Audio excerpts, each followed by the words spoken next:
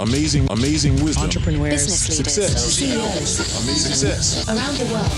This is the Success Nuggets Podcast.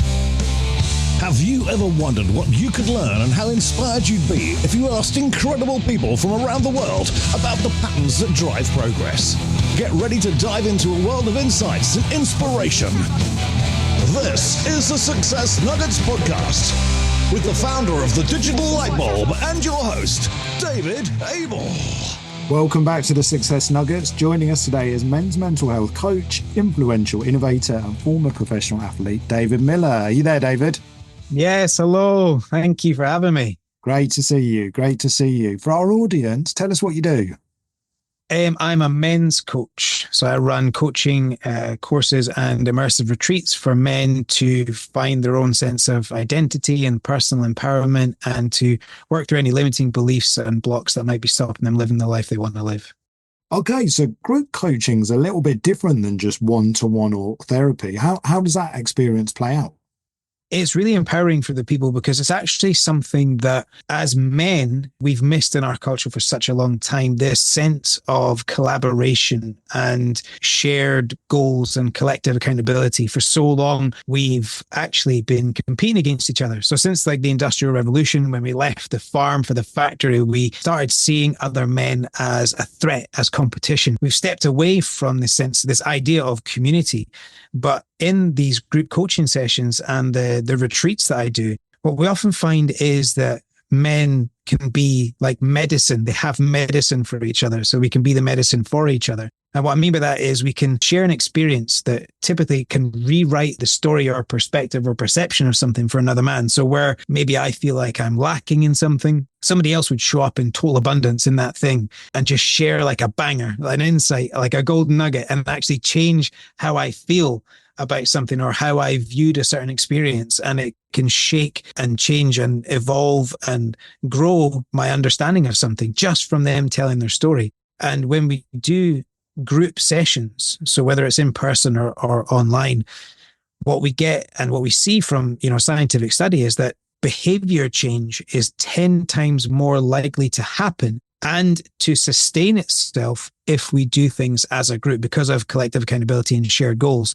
So when we do things as men together, they're actually more likely to take on those behavior changes and live the life that we want to live because we're doing it together. I think I'd see something interesting in the path of time here.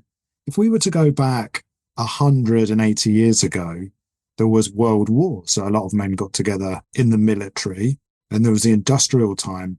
And then the only kind of time men have hung around in the last sort of 20 years is in the pub, which isn't a good habit to form for your mental health, as we've soon realized. It's COVID had something to do with this now that we're bringing community back in. Like, where's it changed after this sort of comfy men's zone we've been in? Yeah, I think when our society shifted during that time, everything was altered and we kind of found a desire for community again. There was like this real, for everybody, men and women, but particularly men. In this case, we realized, when something was taken away from us, you don't know what you got till it's gone, right? When that was taken away from us till we couldn't go and meet up with people in the pub, we realized, oh my God, like I need a group of men around me. And in my experience, what's happened kind of subsequent years following COVID lockdowns is men have really harnessed the idea of community and collaboration, moving away from this competitive mindset and seeing other men as support instead of threats. And actually, now that they have in my retreats and coaching, they have permission to be themselves and realizing actually that men aren't the threat. They aren't scary. I can share my emotions. And it's counterintuitive to what we actually might believe in society as men. We're like, oh, I can't share with my pal what I'm feeling. He's going to take the mick out of me. But then you realize when you actually get into it and you give men the permission, every single man is dealing with a variation of the exact same thing.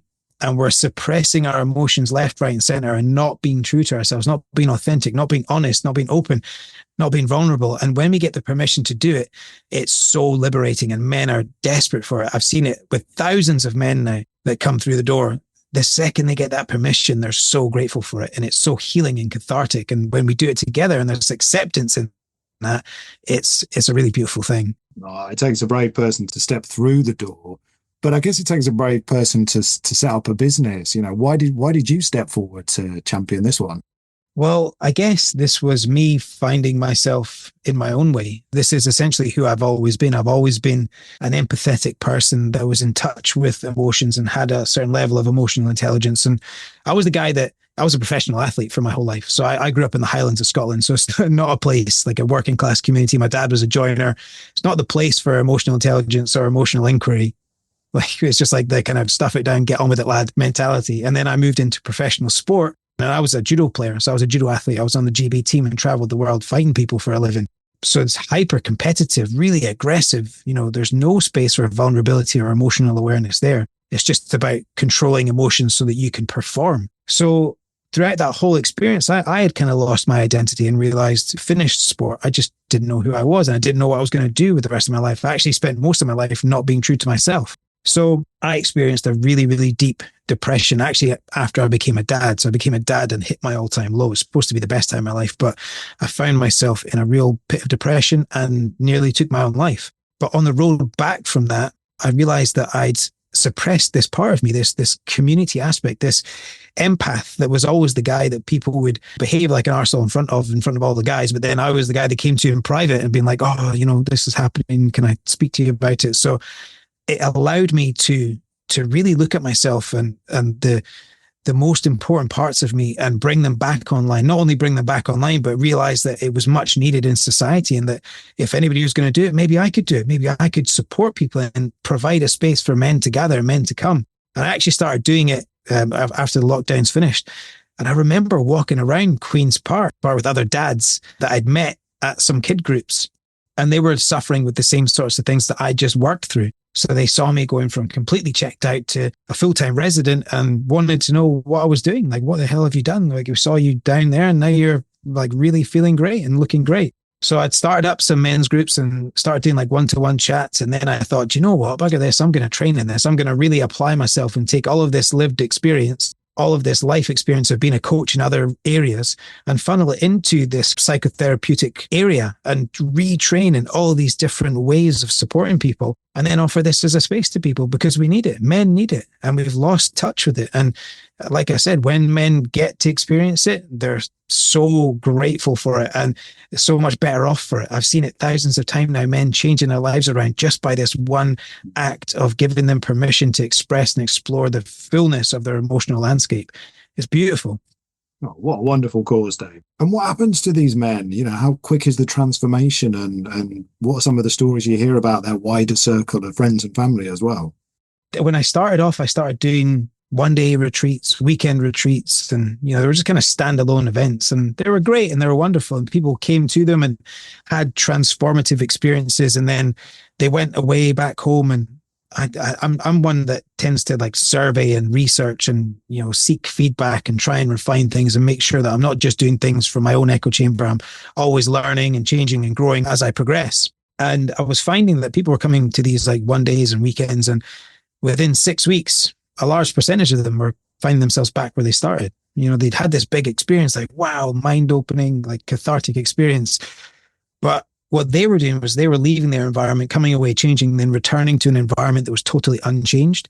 So they were hitting that brick wall of resistance from, parents, partners, peers, environments, children, work. Like nothing was actually changing at home, but they had changed. So fundamentally, they felt a little bit even more out of alignment. So I decided to evolve that into a longer program. And for me, that is what's actually working. Having a support network that provides professional, expert guidance and coaching for a longer period of time is what actually works. And we're proving it time and time again now. So where we had the feedback of men finding themselves back where they started after 6 weeks, we're now running 6 and 4 month programs that are changing people's lives because they're able to apply and implement the small incremental changes that they make across the program through all the different things that we do in it. And they're doing that over a longer period of time with the different areas or within the different areas in their life. So it's actually sustainable going forward. So our tagline for these experiences are take 4 months to change the rest of your life. And we really mean it, and we're really doing it. I don't know if you've got any like 2-step plans or 3-step plans for someone just looking to make some progress in their life. What sort of 1, 2, 3 could you give us? Oh, give me a second. So yeah, for me, I think any advice I would give around a 3-step process would be first stage is to look at your environment. Look at how you can change your environment and design your environment to create paths of least resistance to the success you want to see. Because so often we can get lost in that. Essentially, if you don't want to eat chocolate, don't have chocolate in your house. So stuff like that, like really look at your environment and how you can change it to support your growth. Your routines, your morning routine and your nighttime routine. A good morning routine is supported by a good nighttime routine. So make sure both are on point, and that can be designed through your environment. The next is starting to learn how to notice and regulate your own emotions, making sure that you can respond rather than react. There's a famous book called Man's Search for Meaning, written by Viktor Frankl, and he speaks about this gap in time between stimulus and response. And if you can hold on to that gap of time, that is the gateway to your growth and your freedom. So if you can essentially be able to regulate your nervous system, your emotions, so that you don't react and do something out of a reaction, instead you lengthen that time so that you can stay calm and respond in a good way.